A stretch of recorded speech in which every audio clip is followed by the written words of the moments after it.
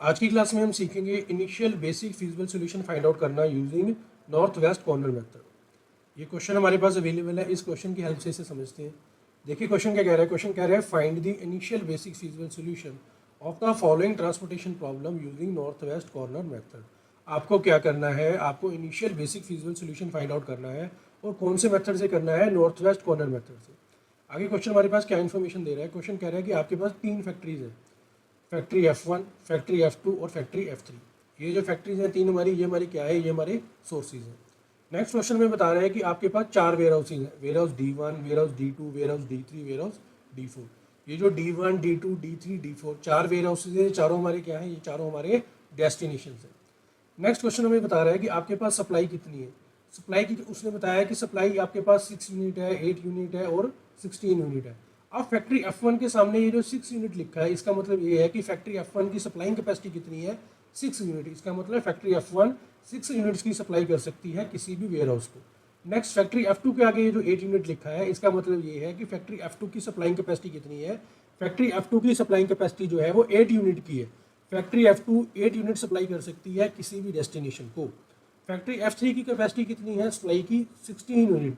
तो इसका मतलब फैक्ट्री F3 के पास 16 यूनिट्स अवेलेबल है जो वो किसी भी वेयर हाउस को ट्रांसपोर्ट कर सकती है या सेंड कर सकती है। तो ऐसे करके हमारे जो 3 सोर्सेज हैं, तीनों सोर्सेज की सप्लाइंग कैपेसिटी हमें बताई गई है। नेक्स्ट हमारे पास जो इन्फॉर्मेशन दी गई है वो दी गई है रिक्वायरमेंट की। आप रिक्वायरमेंट कह लो या डिमांड कह लो, एक ही बात है।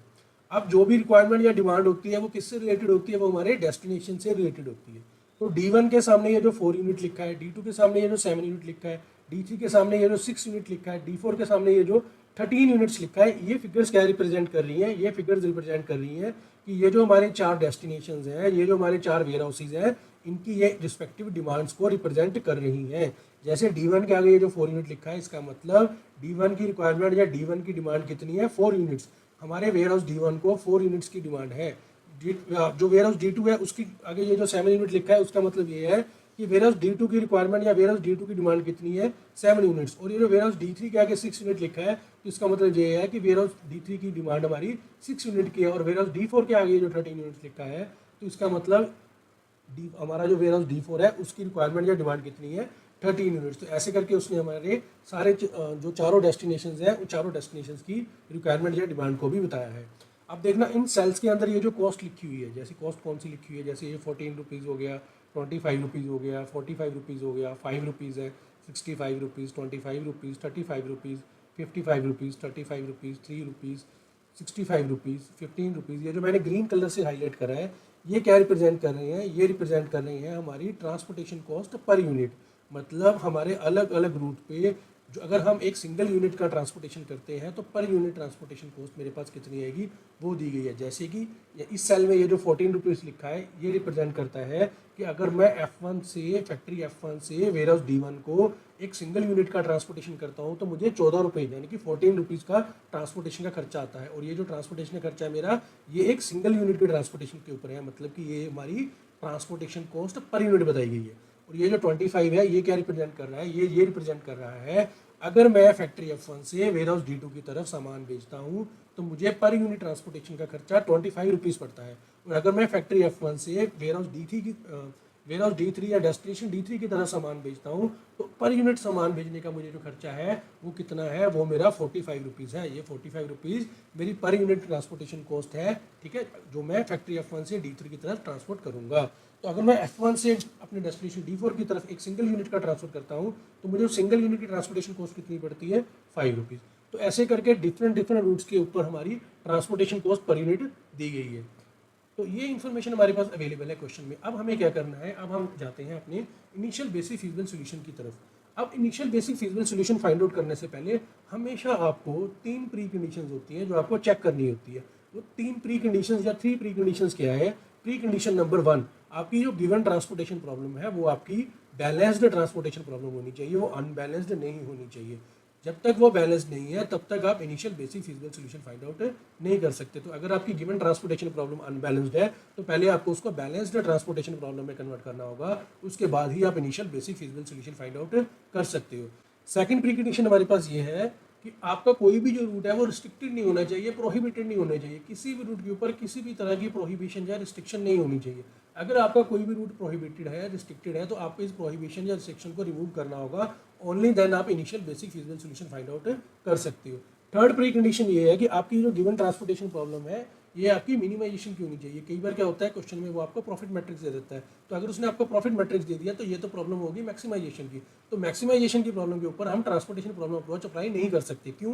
क्योंकि जो हमारी ट्रांसपोर्टेशन प्रॉब्लम अप्रोच होती है वो मिनिमाइजेशन के ऊपर बेस्ड है। तो जब भी हमें क्वेश्चन में मैक्सिमाइजेशन वाली प्रॉब्लम दे देता है तो फर्स्ट ऑफ ऑल हमें उसे मिनिमाइजेशन में कन्वर्ट करना होगा, तभी हम इसके ऊपर ट्रांसपोर्टेशन प्रॉब्लम अप्रोच अप्लाई कर सकते हैं। तो ये 3 प्री कंडीशंस है जो आपको हमेशा चेक करनी है जब भी आपको initial basic feasible solution find out करने के लिए बोला जाएगा। तो आइए इस क्वेश्चन में देखते हैं कि इन 3 प्री कंडीशंस का क्या सीन है। अब देखिए यहाँ पे लिखा हुआ है हमारे पास 30 यूनिट्स। क्या लिखा है यहाँ पे? 30 यूनिट। ये 30 यूनिट्स क्या रिप्रेजेंट कर रहा है? ये 30 यूनिट्स रिप्रेजेंट कर रहा है टोटल ऑफ सप्लाई और टोटल ऑफ डिमांड को।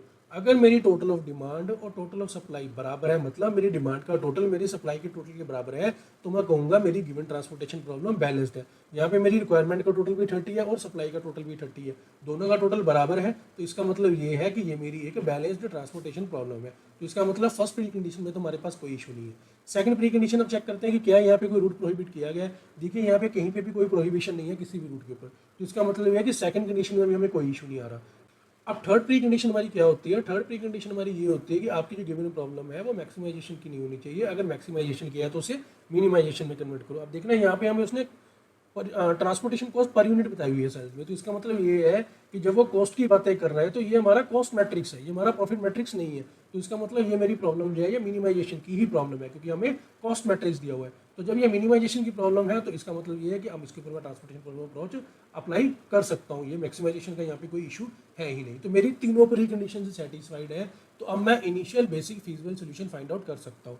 अब क्वेश्चन की रिक्वायरमेंट ये है कि आपको इनिशियल बेसिक फिजिबल सोल्यूशन में फाइंड आउट करना है, वो आपको नॉर्थ वेस्ट कॉर्नर मेथड से करना है। देखिए नॉर्थ वेस्ट कॉर्नर मेथड को हम टॉप लेफ्ट कॉर्नर मेथड के नाम से भी जानते हैं।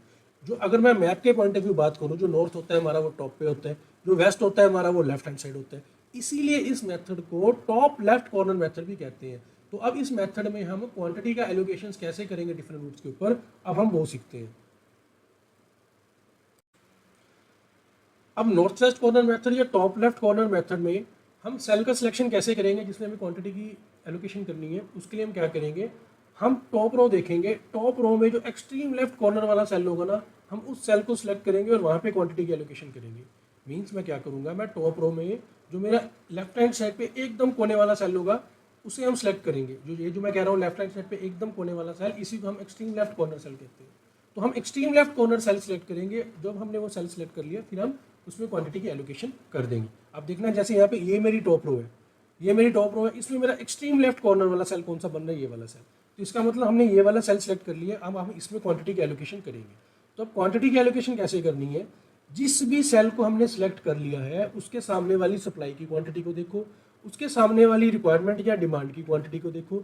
सप्लाई और रिक्वायरमेंट की क्वांटिटी दोनों में से जो मिनिमम है उतनी क्वांटिटी इस सिलेक्टेड सेल में आप एलोकेट कर दोगे। जैसे इस सिलेक्टेड सेल के सामने सप्लाई की क्वांटिटी है 6 यूनिट, रिक्वायरमेंट की क्वांटिटी है 4 यूनिट। 6 यूनिट और 4 यूनिट दोनों में से क्या मिनिमम या लीस्ट है, 4 यूनिट। तो मैं यहाँ पे क्या करूँगा, यहाँ पे मैं 4 यूनिट्स का एलोकेशन कर दूंगा। अब जैसे ही मैं सिलेक्टेड सेल में क्वांटिटी का एलोकेशन कर देता हूँ, उसके बाद मुझे नेक्स्ट क्या करना होता है, जिस सिलेक्टेड सेल में हमने क्वांटिटी का एलोकेशन करा है उसके सामने वाली सप्लाई और रिक्वायरमेंट की फिगर्स को भी एडजस्ट करना होता है। अब देखना ये जो सिलेक्टेड सेल है हमारा, इसके सामने जो हमारी सप्लाई थी वो 6 यूनिट की थी। अब देखना 6 यूनिट में से 4 यूनिट तो हमने किसको दे दिए, D1 को दे दिए। तो अब फैक्ट्री F1 के पास कितने यूनिट बचे जो फर्दर फ्यूचर में सप्लाई कर सकता है, 2 यूनिट। अब हम देखेंगे रिक्वायरमेंट वाली फिगर। अब रिक्वायरमेंट देखना, D1 की रिक्वायरमेंट थी 4 यूनिट की, 4 यूनिट D1 को चाहिए थे, 4 यूनिट उसे मिल चुके हैं। उसे कहाँ से मिले हैं, उसे फैक्ट्री F1 से 4 यूनिट मिल चुके हैं। तो 4 यूनिट उसे चाहिए थे, 4 यूनिट उसे मिल गए, तो फ्यूचर में उसकी डिमांड या रिक्वायरमेंट क्या होगी, 0। तो ऐसे करके हमने क्या करा, हमने सप्लाई और रिक्वायरमेंट की फिगर्स को एडजस्ट कर लिया। अब सप्लाई और रिक्वायरमेंट की फिगर्स को एडजस्ट करने के बाद हमें क्या करना होता है, हमें ये देखना होता है कि हमने ये जो सप्लाई और रिक्वायरमेंट की फिगर्स को एडजस्ट करा है, क्या इनमें से किसी की भी वैल्यू 0 हुई है। जैसे मैंने सप्लाई की फिगर को एडजस्ट करा तो क्या मेरी सप्लाई की वैल्यू आफ्टर एडजस्टमेंट 0 हुई है। मैंने रिक्वायरमेंट की फिगर को एडजस्ट करा तो क्या आफ्टर एडजस्टमेंट मेरी रिक्वायरमेंट की फिगर 0 हुई है। अगर मेरी रिक्वायरमेंट या सप्लाई की फिगर 0 होती है तो जहाँ पे मुझे 0 मिल रहा है, अगर मुझे सप्लाई में 0 आ रहा है तो उस पर्टिकुलर सप्लाई वाली रो को कट कर दूंगा। और अगर मुझे क्या कहते हैं रिक्वायरमेंट में 0 आ रहा है या डिमांड में 0 मिल रहा है तो उसमें पर्टिकुलर कॉलम को कट कर दूंगा। आप देखना यहाँ पे जब हमने फिगर एडजस्ट करी है, यहाँ पे जब मैंने सप्लाई की फिगर एडजस्ट करी तो उसके बाद यहाँ पे अभी भी 2 यूनिट अवेलेबल है, तो ये तो जीरो नहीं हुआ, इसे हम कट नहीं करेंगे। लेकिन ये जो मेरा D1 वाला कॉलम है, जो मेरा वेयर हाउस D1 है, उसकी रिक्वायरमेंट तो पूरी हो चुकी है। अब उसकी तो डिमांड फ्यूचर की जीरो है। जीरो का मतलब उसको फ्यूचर में कोई यूनिट नहीं चाहिए, उसकी फ्यूचर में कोई डिमांड नहीं है। तो यहाँ पे मुझे जीरो मिल गया, तो जहाँ पे मुझे जीरो मिलेगा उसे मैं कट कर दूंगा, तो मैं इस कॉलम को कट कर दूंगा। देखो एक बात का ध्यान रखना, हो सकता है सप्लाई और रिक्वायरमेंट दोनों एक साथ जीरो हो जाए। तो अगर दोनों एक साथ जीरो हो गए, जैसे यहाँ पे अब 2 आ गया, ठीक है, अब यहाँ पे 2 ना आता, यहाँ पे भी जीरो आ जाता, तो फिर मैंने इसे सप्लाई वाली रो को भी कट कर देना। अगर दोनों में से किसी एक जगह पे जीरो आ रहा है तो जहाँ पे जीरो आ रहा है उसे कट करेंगे। अगर मेरी सप्लाई में जीरो आ रहा है तो उस पर्टिकुलर रो को कट कर दूंगा। अगर मेरे कॉलम में जीरो आ रहा है तो उस पर्टिकुलर कॉलम को कट कर दूंगा। और अगर सप्लाई और क्या कहते हैं डिमांड दोनों में जीरो आ रहा है तो सप्लाई वाली रो और डिमांड वाला कॉलम दोनों को एक साथ कट कर देंगे। ठीक है, अब ये हम कटिंग क्यों करते हैं? कटिंग हम इसलिए करते हैं, जैसे देखना मैंने अब ये D1 वाला कॉलम कट कर दिया, ये मैंने इसलिए कट करा है क्योंकि अभी क्या है कि मुझे फ्यूचर में और एलोकेशंस करनी है क्वांटिटी की। तो जब मैं फ्यूचर में और एलोकेशन करूंगा क्वांटिटी की, तो गलती से भी इस कॉलम में मेरी क्वांटिटी की एलोकेशन ना हो जाए। इस कॉलम में क्वांटिटी की एलोकेशन हो ही नहीं सकती है फ्यूचर में, क्योंकि D1 की कोई रिक्वायरमेंट बची ही नहीं है। जब उसको फ्यूचर में कोई यूनिट चाहिए ही नहीं, तो फ्यूचर में हम उसको कोई यूनिट क्यों एलोकेट करेंगे? क्योंकि उसकी रिक्वायरमेंट तो पूरी हो चुकी है। तो जिसकी रिक्वायरमेंट पूरी हो चुकी है वो अब एलोकेशन के स्कोप से बाहर जा चुका है। तो इसलिए हम एक लाइन यहाँ पे ड्रॉ कर देते हैं कि गलती से भी हमारे से यहाँ पे एलोकेशन ना हो जाए, क्योंकि अगर हम यहाँ पे एलोकेशन कर देंगे तो हमारा क्वेश्चन गलत हो जाएगा, क्योंकि यहाँ पे एलोकेशन करनी बनती ही नहीं है। अच्छा, एक चीज़ और ध्यान रखना, ये जो हम कटिंग करेंगे, चाहे रो की कटिंग करें या कॉलम की कटिंग करें, ये आपको एक लाइट पेंसिल से करनी है। क्योंकि क्या होगा, बाद में जब मेरी सारी एलोकेशन कंप्लीट हो जाएंगी, फिर हम जो भी रोज की कटिंग करी होगी, कॉलम्स की कटिंग करी होगी, ये सारी कटिंग्स को हम रिमूव कर देंगे, क्योंकि ये हमारी फाइनल प्रेजेंटेशन का पार्ट नहीं होती। तो आपको बाद में इन लाइन्स को इरेज करना है, तो इसलिए आप लाइट पेंसिल के साथ करना, ताकि आपका जो फाइनल प्रेजेंटेशन है वो नीट एंड क्लीन आए। ठीक है, आपको कोई दिक्कत ना हो। अब हम अपनी नेक्स्ट एलोकेशन की तरफ मूव करते हैं। अब नेक्स्ट एलोकेशन हमें कैसे करनी है? हमें क्या करना होता है, हमें टॉप रो देखनी होती है। टॉप रो हमारी कौन सी है? ये वाली। टॉप रो में एक्सट्रीम लेफ्ट कॉर्नर वाला सेल देखना है, वो मेरा कौन सा सेल है? ये वाला सेल। तो इस सेल को मैं सिलेक्ट कर लूंगा। यहाँ पे मुझे क्वांटिटी की एलोकेशन करनी है। तो क्वांटिटी की एलोकेशन कैसे करेंगे? जिस सेल को मैंने सिलेक्ट करा है उस सेल के सामने वाली सप्लाई की क्वांटिटी को देखूंगा, उस सेल के सामने वाली रिक्वायरमेंट की क्वांटिटी को देखूंगा। सप्लाई और रिक्वायरमेंट की क्वांटिटी दोनों में से जो मिनिमम है उतनी क्वांटिटी मैं इस सिलेक्टेड सेल में एलोकेट कर दूंगा। अब देखना यहाँ पे मेरे पास इस सिलेक्टेड सेल के सामने सप्लाई की क्वांटिटी है 2 यूनिट्स, रिक्वायरमेंट कितनी है? 7 यूनिट्स। अब 2 यूनिट और 7 यूनिट दोनों में से क्या मिनिमम है? 2 मिनिमम है, तो मैं यहाँ पे 2 यूनिट्स का एलोकेशन कर दूंगा। ठीक है, अब जैसे ही मैंने यहाँ पे क्वांटिटी का एलोकेशन कर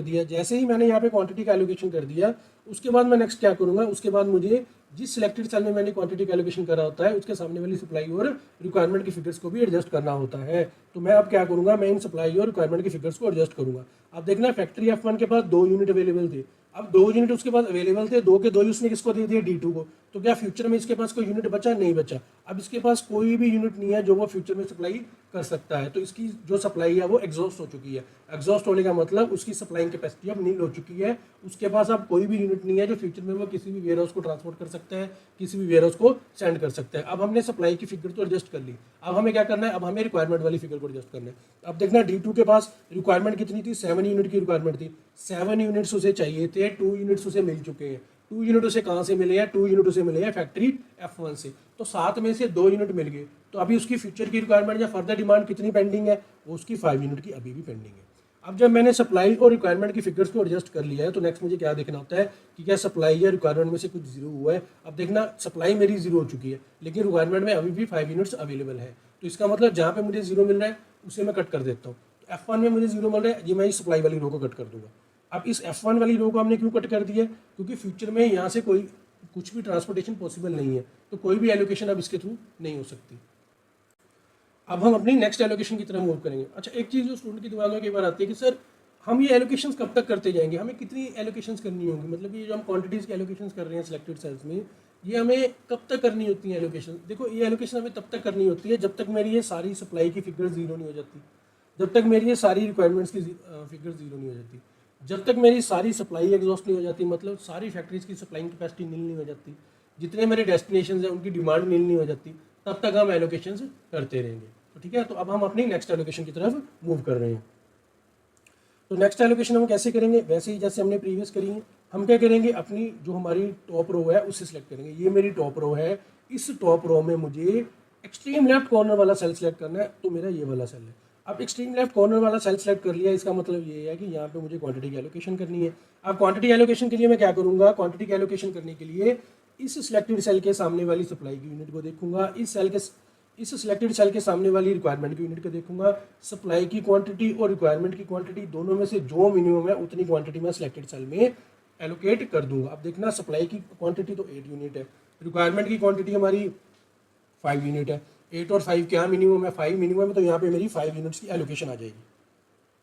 तो यहाँ पे मैंने 5 यूनिट्स एलोकेट कर दी हैं। अब क्वांटिटी की एलोकेशन करने के बाद हमें क्या करना होता है, हमने उस सिलेक्टेड सेल के सामने वाली सप्लाई और रिक्वायरमेट की फिगर्स को भी एडजस्ट करना होता है। अब देखना, यहाँ पे फैक्ट्री F2 के पास 8 यूनिट्स अवेलेबल थे, जिसमें से उसने 5 यूनिट्स इसको दे दिए अपने डेस्टिनेशन D2 को या वेयर हाउस D2 को। अब 8 में से 5 यूनिट तो उसने ट्रांसपोर्ट कर दिए या सेंड कर दिए, किसको कर दिए, वेयर हाउस D2 को। तो अब उसके पास कितने यूनिट बचे हैं, 3 यूनिट्स। ठीक है, अब फैक्ट्री 2 के पास 3 यूनिट्स रिमेनिंग है, जो फ्यूचर में वो किसी भी और वेयर हाउस को क्या कहते हैं, ट्रांसपोर्ट कर सकता है। नेक्स्ट देखना, नेक्स्ट हमारे पास अब मुझे रिक्वायरमेंट की फिगर को एडजस्ट करना है। अब D2 की रिक्वायरमेंट कितनी थी, 5 यूनिट्स की। 5 यूनिट्स उसकी रिक्वायरमेंट पेंडिंग थी, उसे 5 के 5 ही मिल गए। कहाँ से मिल गए उसको, फैक्ट्री F2 से। तो 5 यूनिट्स की रिक्वायरमेंट थी, 5 यूनिट उसे मिल चुके हैं। तो क्या उसकी कोई डिमांड या रिक्वायरमेंट पेंडिंग है, अब उसकी कोई भी रिक्वायरमेंट या डिमांड पेंडिंग नहीं है, हम इसको जीरो कर देंगे। फ्यूचर में हमारा जो वेयर हाउस D2 है या डेस्टिनेशन D2 है, इसको कुछ भी नहीं चाहिए किसी भी वेयर हाउस किसी भी फैक्ट्री से। तो इस वेयर हाउस की डिमांड एग्जॉस्ट हो चुकी है, या इस वेयर हाउस की डिमांड हमारी नील हो चुकी है। तो मैंने आपको क्या बताया था, सप्लाई और रिक्वायरमेंट की फिगर को एडजस्ट करने के बाद जहाँ पे भी आपको जीरो मिल रहा है उसे हम कट कर देंगे। देखिए, सप्लाई में तो हमें जीरो नहीं मिल रहा है, क्योंकि सप्लाई तो अभी 3 यूनिट्स की फैक्ट्री 2 की अवेलेबल है, लेकिन हमारी जो D2 है उसकी रिक्वायरमेंट जीरो हो चुकी है, तो मैं इस पर्टिकुलर कॉलम को कट कर दूंगा। ठीक है, अब इस कॉलम की कटिंग के बाद हम क्या करेंगे, हम अपनी नेक्स्ट एलोकेशन की तरफ मूव करेंगे। तो नेक्स्ट एलोकेशन के लिए हम क्या करेंगे, टॉप रो देखेंगे। टॉप रो हमारी ये वाली है। इस टॉप रो में हमें क्या करना है, इस टॉप रो में हमें एक्सट्रीम लेफ्ट कॉर्नर वाला सेल सेलेक्ट करना है। तो ये मेरा एक्सट्रीम लेफ्ट कॉर्नर वाला सेल सेलेक्ट हो गया। अब मुझे इसमें क्वांटिटी की एलोकेशन करनी है। तो क्वांटिटी की एलोकेशन कैसे करेंगे, सिलेक्टेड सेल के सामने वाली क्वांटिटी को देखो, सिलेक्टेड सेल के सामने वाली सप्लाई की क्वांटिटी को देखो, सिलेक्टेड सेल के सामने वाली रिक्वायरमेंट की क्वांटिटी को देखो। सप्लाई और रिक्वायरमेंट की क्वांटिटी में से जो क्वांटिटी मिनिमम है वो आप सिलेक्टेड सेल में एलोकेट कर दोगे। जैसे इस सिलेक्टेड सेल के सामने सप्लाई की क्वांटिटी है 3 यूनिट और रिक्वायरमेंट की क्वांटिटी है 6 यूनिट। 3 और 6 यूनिट दोनों में से क्या मिनिमम है, 3 यूनिट्स। तो यहाँ पे मेरी 3 यूनिट्स की एलोकेशन आ जाएगी। सिलेक्टेड सेल में क्वांटिटी की एलोकेशन करने के बाद हमें क्या करना होता है, उस सिलेक्टेड सेल के सामने वाली सप्लाई और रिक्वायरमेंट की फिगर को भी एडजस्ट करना होता है। आप देखना, यहाँ पे सप्लाई की क्वांटिटी कितनी थी हमारे पास, 3 यूनिट्स। फैक्ट्री F2 के पास 3 यूनिट्स थे, 3 में से 3 के 3 ही उसने किसको भेज दिए हैं, D3 के पास। तो अगर उसके पास कोई भी यूनिट नहीं बचा, 3 यूनिट अवेलेबल थे, 3 के 3 उसने वेयर हाउस D3 को भेज दिए हैं, तो फ्यूचर में उसके पास अब कोई भी यूनिट नहीं है जो भी किसी को ट्रांसपोर्ट कर सकता है। तो यहाँ पे हमारा आ जाएगा 0। अब हम क्या करेंगे, अब हम रिक्वायरमेंट वाली फिगर को एडजस्ट करेंगे। D3 की रिक्वायरमेंट कितनी थी, 6 यूनिट की। 6 यूनिट उसे चाहिए थे, जिसमें से 3 यूनिट उसे मिल चुके हैं। कहाँ से मिले हैं, फैक्ट्री F2 से। तो अब उसकी कितनी रिक्वायरमेंट पेंडिंग है, 3 यूनिट्स की। ठीक है, तो यहाँ पे 3 आ जाएगा। अब सप्लाई और रिक्वायरमेंट की फिगर्स को एडजस्ट करने के बाद हमें ये देखना होता है क्या इनमें से कुछ जीरो हुआ है, क्या सप्लाई जीरो हुई है, क्या रिक्वायरमेंट जीरो हुई है। हो सकता है दोनों भी जीरो हो गई हो, तो जो भी जीरो है उसे हम कट कर देंगे। अब देखना, सप्लाई तो हमारी जीरो हो चुकी है फैक्ट्री F2 की, लेकिन D3 की रिक्वायरमेंट अभी भी 3 यूनिट्स की पेंडिंग है। तो हमारे पास क्या जीरो है, सप्लाई जीरो हुई है, तो हम इस रिस्पेक्टिव रो को कट कर देंगे। तो हम इसे कट कर देंगे। ठीक है, अब हमें क्या करना है, अब हमें नेक्स्ट एलोकेशन की तरफ मूव करना है।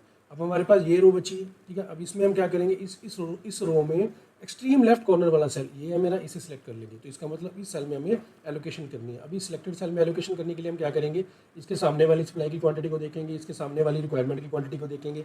सप्लाई और रिक्वायरमेंट की क्वांटिटी दोनों में से जो मिनिमम है उतनी क्वांटिटी यहाँ पे एलोकेट कर देंगे। अब इसके सामने सप्लाई की क्वांटिटी है 16 यूनिट की, इसके सामने रिक्वायरमेंट की यहाँ डिमांड की क्वांटिटी है 3 यूनिट की। तो 16 और 3 क्या मिनिमम है, 3 मिनिमम है, तो यहाँ पे मेरी 3 यूनिट्स की एलोकेशन आ जाएगी। ठीक है, अब जैसे ही हम क्वांटिटी की एलोकेशन कर देंगे उसके बाद हमें क्या करना होता है, सप्लाई और रिक्वायरमेंट की फिगर्स को भी एडजस्ट करना होता है। तो देखना, यहाँ पे फैक्ट्री F3 के पास 16 यूनिट अवेलेबल थे, तो 16 में से 3 यूनिट उसने किसको दे दिए हैं, अपने वेयर हाउस D3 को दे दिए हैं। तो अब इसके पास कितने यूनिट बचे, 13 यूनिट। ठीक है, अब यहाँ पे देखना, जो मेरा वेयर हाउस D3 था उसकी 3 यूनिट्स की रिक्वायरमेंट थी, 3 यूनिट्स की रिक्वायरमेंट थी, 3 के 3 यूनिट उसे मिल चुके हैं। कहाँ से मिले, फैक्ट्री F3 से मिले हैं। तो फ्यूचर में अब उसकी कोई भी रिक्वायरमेंट नहीं है, यहाँ पे 0 आ जाएगा। ठीक है, जो हमारा वेयर हाउस D3 है उसकी जो डिमांड है वो एग्जॉस्ट हो चुकी है, या उसकी रिक्वायरमेंट एग्जॉस्ट हो चुकी है। अब हमें क्या करना होता है, जब मैंने सप्लाई और रिक्वायरमेंट की फिगर को एडजस्ट कर दिया उसके बाद मुझे ये देखना होता है कि सप्लाई और रिक्वायरमेंट में से कुछ भी जीरो हुआ है। अब देखना, सप्लाई में तो अभी 13 यूनिट्स बचे हैं, लेकिन रिक्वायरमेंट जो है वो जीरो हो चुकी है। तो मैं इस पर्टिकुलर कॉलम को कट कर दूंगा। ठीक है, हमारे पास यही सेल बचे तो इसमें तो डायरेक्ट एलोकेशन हो जाएगी। वेयर हाउस D4 की रिक्वायरमेंट कितनी है 13 यूनिट्स की, और फैक्ट्री F3 के पास अवेलेबल कितने हैं 13 यूनिट्स। वेयर हाउस D4 को 13 यूनिट्स चाहिए और फैक्ट्री F3 के पास 13 यूनिट्स ही अवेलेबल है, तो आराम से यहाँ पे हम 13 यूनिट्स की एलोकेशन कर सकते हैं। तो यहाँ पे हमारी 13 यूनिट्स की एलोकेशन हो जाएगी। अब क्वांटिटी की एलोकेशन करने के बाद मैंने आपको क्या बताया था, जब हम सिलेक्टेड सेल में क्वांटिटी की एलोकेशन कर देते हैं तो उसके बाद उसके सामने वाली सप्लाई और रिक्वायरमेंट की फिगर्स मुझे एडजस्ट करना होता है। अब फैक्ट्री F3 के पास 13 यूनिट अवेलेबल थे, 13 यूनिट उसके पास अवेलेबल थे, 13 के 13 ही उसने वेयर हाउस D4 को ट्रांसफर कर दिए हैं, तो उसकी सप्लाई एग्जॉस्ट हो चुकी है। तो यहाँ पे कितना आ जाएगा 0। वेयर हाउस D4 की रिक्वायरमेंट थी 13 यूनिट्स की, उसको 13 यूनिट चाहिए थे, 13 के 13 यूनिट ही उसे कहाँ से मिल चुके हैं फैक्ट्री F3 से, तो उसकी रिक्वायरमेंट भी 0 हो चुकी है।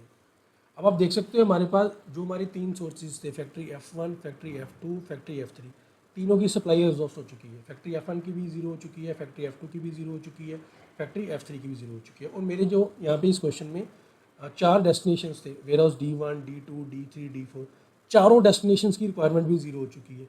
देखना, वेयर हाउस D1 की रिक्वायरमेंट भी 0, वेयर हाउस D2 की रिक्वायरमेंट भी 0, वेयर हाउस D3 की रिक्वायरमेंट भी 0 हो चुकी है, अब वेयर हाउस D4 की रिक्वायरमेंट भी 0 हो चुकी है। यानी कि जो मेरे चारों डेस्टिनेशन थे, चारों डेस्टिनेशन पॉइंट की डिमांड या रिक्वायरमेंट सेटिस्फाइड हो चुकी है। तो at this stage of question हम कहेंगे कि हमारी सारी एलोकेशंस कंप्लीट हो चुकी है। अब हम ट्रांसपोर्टेशन कॉस्ट कैलकुलेट करेंगे। तो ट्रांसपोर्टेशन कॉस्ट कैलकुलेट करने से पहले हमने ये जो कटिंग्स करी है रो और कॉलम्स की, इन लाइंस को हम हटा देते हैं। ठीक है, जो रो और कॉलम्स की हमने कटिंग करी थी उनको, उन कटिंग्स को मैंने रिमूव कर दिया है। अब हम क्या करेंगे, अब हम ट्रांसपोर्टेशन कॉस्ट की कैलकुलेशन करेंगे। देखना कैसे करेंगे हम। तो हमारी फैक्ट्री F1 है, उसने सामान भेजा है किसको, वेयर हाउस D1 को। कितने यूनिट भेजे हैं 4 यूनिट, और पर यूनिट ट्रांसपोर्टेशन का खर्चा कितना है 14 रुपीज़। तो जब मैं 4 यूनिट्स को 14 रुपीज़ पर यूनिट के साथ मल्टीप्लाई करूँगा तो ये जो मेरा F1 D1 वाला रूट है, तो इस रूट की ट्रांसपोर्टेशन कॉस्ट मेरे पास आ जाएगी। अब नेक्स्ट देखना, फैक्ट्री F1 से सामान गया है किसको, वेयर हाउस D2 को। कितने यूनिट गए हैं 2 यूनिट, और पर यूनिट ट्रांसपोर्टेशन कॉस्ट कितनी है 25 रुपीज़। ठीक है, अब नेक्स्ट देखो, क्या फैक्ट्री F1 से वेयर हाउस D3 को कुछ गया है, कुछ नहीं गया। क्या फैक्ट्री F1 से वेयर हाउस D4 को गया है, कुछ भी नहीं गया। तो यहाँ पे फैक्ट्री F1 का काम खत्म। अब फैक्ट्री F2 देखो, फैक्ट्री F2 में हमारे पास क्या वेयर हाउस D1 को कुछ भेजा है, नहीं भेजा। क्या फैक्ट्री 2 से वेयर हाउस D2 को कुछ गया है, गया है। कितने यूनिट गए हैं, हमारे यहाँ पे गए हैं 5 यूनिट्स गए हैं, और पर यूनिट ट्रांसपोर्टेशन कॉस्ट हमारी 25 रुपीज़ है। नेक्स्ट देखना, फैक्ट्री 2 से हमने वेयर हाउस D3 की तरफ सामान भेजा है। कितने यूनिट गए हैं, यहाँ पे गए हैं जी 3 यूनिट गए हैं, और पर यूनिट ट्रांसपोर्टेशन कॉस्ट है मेरी 35 रुपीज़। नेक्स्ट देखो, फैक्ट्री 2 से वेयर हाउस D4 की तरफ कोई सामान नहीं गया, तो यहाँ पे हमारी फैक्ट्री 2 का काम भी खत्म हो गया।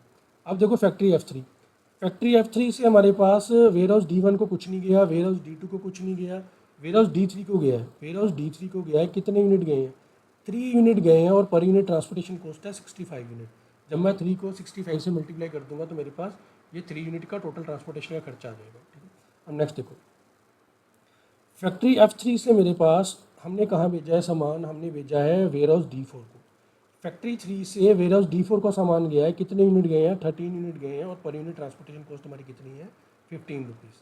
ठीक है, तो ऐसे करके हमारे पास सभी रूट्स पे जो हमने ट्रांसपोर्टेशन करी है उसकी ट्रांसपोर्टेशन कॉस्ट हमने लिख ली है। तो अब इनको कैलकुलेट कर लेते हैं और हमारे पास टोटल ट्रांसपोर्टेशन कॉस्ट आ जाएगी। यहाँ पे कितना आ जाएगा, यहाँ पे आ जाएगा 56, यहाँ पे हमारे पास आ जाएगा 50, और यहाँ पे हमारे पास आ जाएगा 125, यहाँ पे आ जाएगा 105, यहाँ पे आ जाएगा हमारे पास 195, और यहाँ पे कितना आएगा, यहाँ पे भी आ जाएगा 195। ठीक है, तो अब इसका टोटल करेंगे तो मेरे पास टोटल करके आता है 726 रुपीज़।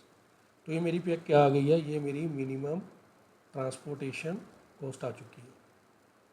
ये मेरी मिनिमम ट्रांसपोर्टेशन कॉस्ट आ चुकी है, ये हमारा फाइनल आंसर आ गया। ठीक है, तो ऐसे करके हम नॉर्थ वेस्ट कॉर्नर मेथड की हेल्प से initial basic feasible solution find out करते हैं। होपफुली आपको नॉर्थ वेस्ट कॉर्नर मेथड अच्छे से समझ में आ गया होगा। मिलते हैं नेक्स्ट क्लास में। Thank you for watching.